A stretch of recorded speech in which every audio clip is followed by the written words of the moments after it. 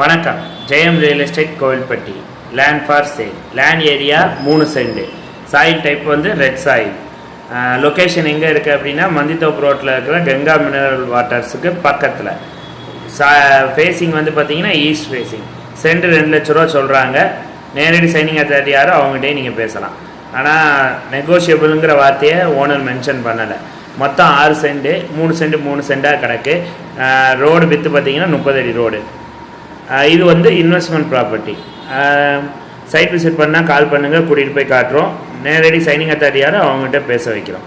உங்களோட ப்ராப்பர்ட்டிஸ் ஏதாவது சேல்ஸ் பண்ணாலும் கால் பண்ணுங்கள். தேங்க்யூ. எப்போ எங்கள் ப்ராப்பர்ட்டிஸ் வாங்கினாலும் சைனிங் அத்தாரிட்டி யாரோ அவங்ககிட்ட மட்டும் தான் பேசுவேன்னு சொல்லி இடம் வாங்குங்க, ஏமாற மாட்டீங்க. சைனிங் அத்தாரிட்டி வரல, அவங்களோட அண்ணன் தம்பின்னு யாராவது வந்திருந்தாங்கனாலும் சைனிங் அத்தாரிட்டியை வீடியோ காலிங்கில் வர சொல்லி அவங்களோட ஆதார் கார்டை வீடியோ காலிங்கில் காட்ட சொல்லுங்கள். அப்படி காட்டினா மட்டும்தான் ரியல் எஸ்டேட்டில் ஏமாற மாட்டீங்க.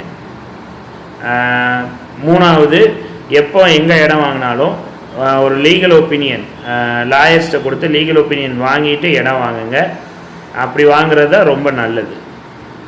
லீகல் ஒப்பீனியன் வாங்காமல் இடத்த வாங்கிட்டு அதுக்கப்புறம் ஏதாவது ஒரு கையெழுத்து விட்டு போயிருக்கு, எனக்கு இந்த சொத்தில் பங்கு இருக்குது அப்படின்னு சொல்லி யாராவது வந்து கேஸ் போட்டுட்ருக்க நிலமை வந்துடாமல் இந்த மாதிரிலாம் நிறைய நடக்கு ரியல் எஸ்டேட்டில். அடுத்தது 4வது, எங்கே அட்வான்ஸ் போட்டாலும் 1000 ரூபா கொடுங்க. ஏன்னா நீங்கள் வாங்க போகிறது வெறும் ஜெராக்ஸ் தான், சரிங்களா? அந்த 1000 ரூபாயே அதிகம். ஒரு வாரத்தில் முடிக்க போகிறேன், எதுக்கு 1000 ரூபான்னு சொல்லிவிட்டு ஜெராக்ஸ் மட்டும் நம்பிக்கை இருந்தால் கொடுங்க, நான் இடத்த முடிக்கிறேன். முடிச்சுட்டு அதுக்கப்புறம் வந்து என்ன பண்ணுறேன், லீகல் செக் பண்ணிவிட்டு ஓகே அப்படின்னா 1 லட்ச ரூபா அட்வான்ஸ் போடுறேன்னு சொல்லி பேசி வாங்குங்க.